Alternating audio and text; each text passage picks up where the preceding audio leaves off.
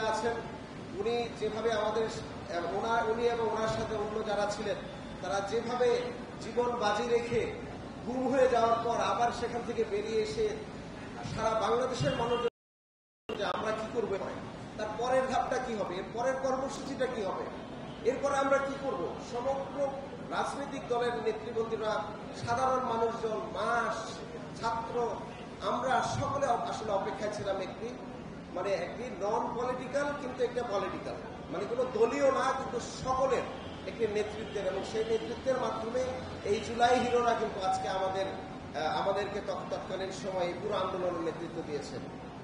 এই মুহূর্তে আমরা যারা জুলাই নিয়ে কথা বলছি কিনা কথা বলবো, আপনারা একটা জিনিস মনে রাখবেন যে এরকম একটা বড় বিপ্লব, রক্তাক্ত বিপ্লবের পরেও, উত্থানের পরেও যখন সোশ্যাল মিডিয়াতে আবার আমরা জুলাই নিয়ে কিংবা আওয়ামী বিরোধী নিয়ে, ফ্যাসিবাদ বিরোধী নিয়ে কথা বলি, তখনও আওয়ামী লীগের পক্ষে অনেক কথা এখনো শোনা যায়। তো সুতরাং তাহলে এই ঐক্যটা কোথায়, যে রাস্তার মধ্যে আমরা যখন একসাথে এসেছি আওয়ামী লীগের ইস্যুতে কিংবা ফ্যাসিবাদ ইস্যুতে, আমরা আশা করব বাংলাদেশের মানুষজন, সমগ্র বাংলাদেশের মানুষজন সবসময় ঐক্যবদ্ধ থাকবেন। এটা হচ্ছে আমাদের ঐক্যের জায়গা। মুক্তিযুদ্ধে আমরা যেরকম অন্যায়ের বিরুদ্ধে গণতন্ত্রের জন্য আমরা ঐক্যবদ্ধ সবাই হয়েছিলাম, এই জুলাইয়ের ঐক্যটা হচ্ছে ফ্যাসিবাদ এবং গণমানুষের গণমুক্তির ঐক্য। সুতরাং এই ঐক্যটা যেন আমরা সবসময় ধরে রাখতে পারি, সেটা মাথায় রেখেই আসলে এই জুলাই গ্রাফিটির আইডিয়াটা আমাদের উপদেষ্টা মহোদয় প্রথম উত্থাপন করলেন, যে শুধু গ্রাফিটি আমরা করব না, আমরা এই বিগত 15 বছরে যে ফ্যাসিবাদটা বিভিন্ন রাজনৈতিক ইভেন্টের মাধ্যমে এবং বিভিন্ন রাজনৈতিক কর্মসূচির মাধ্যমে হাসিনা যেরকম শিকড় গেড়ে বসেছিল, এবং এখানে যে ভারতীয় আধিপত্যবাদ একদম প্রতিষ্ঠিত হয়েছিল, বাংলাদেশকে যে একটা প্রদেশে রূপান্তরিত করার পায়তারা করা হয়েছিল, এবং সেই মেমোরিটা যেন বাংলাদেশের মানুষজন ঢাকায় আসলেই যেন সেটা পায়, সেজন্য সেটাকে মাথায় রেখে কন্টেন্টগুলো উনি আমাদেরকে ডেভেলপ করতে বলেছেন। এবং তার পরবর্তীতে 36 দিনে কিভাবে সেটার আবার পতন ঘটলো, 15 বছরের ফ্যাসিবাদের উত্থান এবং 36 দিনে সেই ফ্যাসিবাদের বিলোপ, পুরো সমগ্র সকলকে নিয়ে সেটা আমরা এখানে তুলে ধরেছি। এবং ঢাকার এই কাজটি করতে গিয়ে আমরা কোনো প্রকল্প হাতে নেই বিএনসিসির পক্ষ থেকে। আমরা ভলেন্টিয়ারের মাধ্যমে যারা কাজ করেছেন, শিল্পী, কুশলী, এবং যারা যার মতো করে যতটুকু কন্ট্রিবিউট করতে পেরেছেন, এরকম একটা আমরা কোঅর্ডিনেটেড অ্যাপ্রোচে, পুরো আন্দোলনটা যেরকম সবাই মিলে করেছি, সে একই কোঅর্ডিনেটেড অ্যাপ্রোচে আমরা সকলেই শরিক হয়ে সবার জায়গা থেকে সহায়তা করে আমরা এই কাজটি করেছি। এবং এই কাজটি আমরা করার পরে আমরা আশা করছি এই গ্রাফিটিগুলো যেন থেকে যায়, কারণ গত 1 বছরে অনেক ওয়ালের রং ফিকে হয়ে গিয়েছে, কিন্তু চেতনাতে ফিকে হয়ে যায়নি আমরা আশা করি।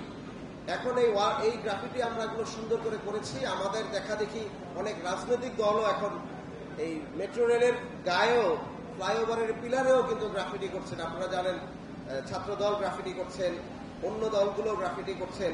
তো সুতরাং এটা একটি ঐক্যবদ্ধ উদ্যোগ আমরা মনে করি, এবং এই ঐক্যবদ্ধ উদ্যোগটি টিকে থাকবে যদি আমরা এটাকে ধারণ করে থাকি এবং শহরের পরিচ্ছন্নতা আমরা ধারণ করে থাকি। কিছুদিন পরে যদি আমরা দেখি নির্বাচনী প্রচারণার জন্য অথবা কোনো কমার্শিয়াল প্রচারণার জন্য কেউ পোস্টার লাগিয়েছেন, অথবা তাদের ব্যক্তিগত স্বার্থের জন্য এই সুন্দর ওয়ালগুলোর উপরে, গ্রাফিটির উপরে পোস্টার লাগাচ্ছেন, তখন আমাদের সবচেয়ে বেশি কষ্ট লাগবে। এবং শুধুমাত্র সিটি কর্পোরেশনের অবস্থান থেকে না, ঢাকাবাসীর সবাই কষ্ট পাবে। কারণ আমরা ফেসবুকে যে কমেন্টগুলো এখন পাচ্ছি, সবাই এই উদ্যোগটি নিচ্ছেন যে এটা না আবার অন্যরা নষ্ট করে ফেলে। এবং আমরা আশা করি এটা রাজনৈতিক দলেরা নষ্ট করবেন না, কিংবা রাজনৈতিক সচেতন ব্যক্তিরা নষ্ট করবেন না।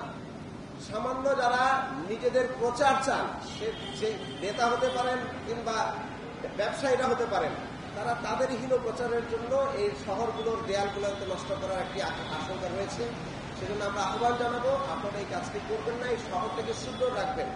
এবং এই শহরে আমি যেদিন দায়িত্ব নিয়েছি সেদিন আমি বলেছিলাম যে আপনারা পোস্টার লাগালে আমরা একসময় জরিমানা করব। তার পরবর্তীতে রাজনৈতিক দলগুলো থেকে আমাকে জিজ্ঞেস করা হয়েছিল তাহলে আমরা পোস্টার কোথায় লাগাবো।